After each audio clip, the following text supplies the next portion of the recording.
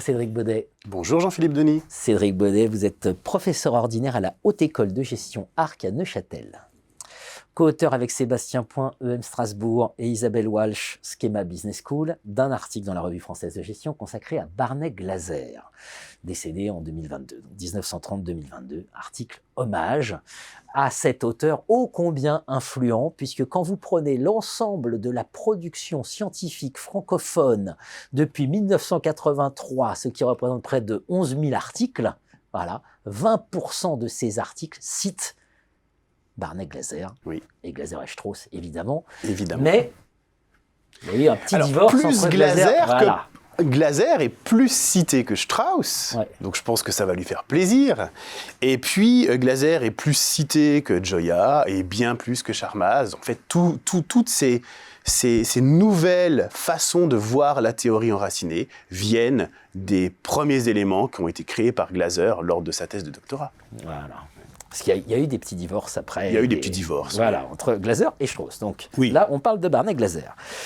Et Barney Glaser nous dit all is data, voilà, mais il nous dit aussi no preconceptions. C'est-à-dire, quand je m'aventure à vouloir analyser des données, des machins, des trucs, je dois me défaire de toute idée préconçue. Pourquoi ce précepte-là est important, et il est à l'exact inverse quand même de ce qu'on enseigne en méthode quantitative, où a priori on cherche le gap théorique et on va aller creuser, quoi.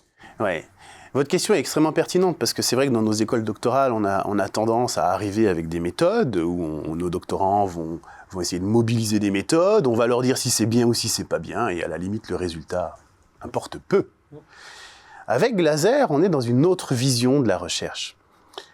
Déjà, il aimait dire qu'il y avait une joie à ne pas avoir d'hypothèse préalable. Alors, pas d'hypothèse préalable, ça veut dire... C'est l'horreur pour un jeune chercheur, ça.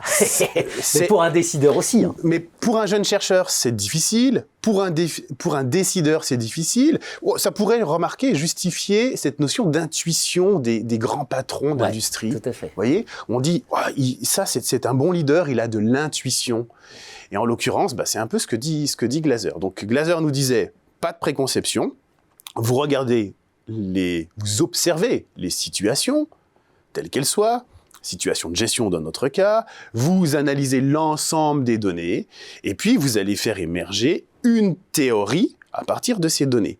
Si vous avez déjà des préconceptions, vous n'allez pas créer une nouvelle théorie. Comment peut-on créer une nouvelle théorie en partant d'une idée préconçue ? Ça, c'était le point dont Glaser aimait essayer de transférer ça à ses apprentis, dans le bon sens du terme, ses apprentis, ses apprenants qui étaient là pour essayer de continuer la théorie enracinée. Donc ça signifie également qu'il ne faut pas connaître les modèles.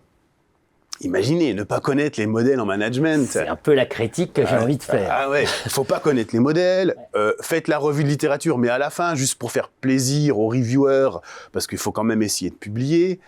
Donc Glaser venait avec ces éléments-là. Et c'est dérangeant. Est-ce que c'est possible de fonctionner sans préconception, sans théorie ? Je pense, pas forcément théorie scientifique d'ailleurs, mais tout praticien engagé dans l'action a une théorie de son business model, de la façon dont il gagne, et qui peut l'emmener dans le mur d'ailleurs, au passage. Faute de pouvoir le remettre en cause. Est-ce qu'on peut fonctionner sans préconception ? Est-ce qu'il nous donne des clés pour fonctionner sans préconception ? Alors, déjà, il explique clairement que c'est très difficile de travailler sans préconception. Il en a fait un ouvrage entier.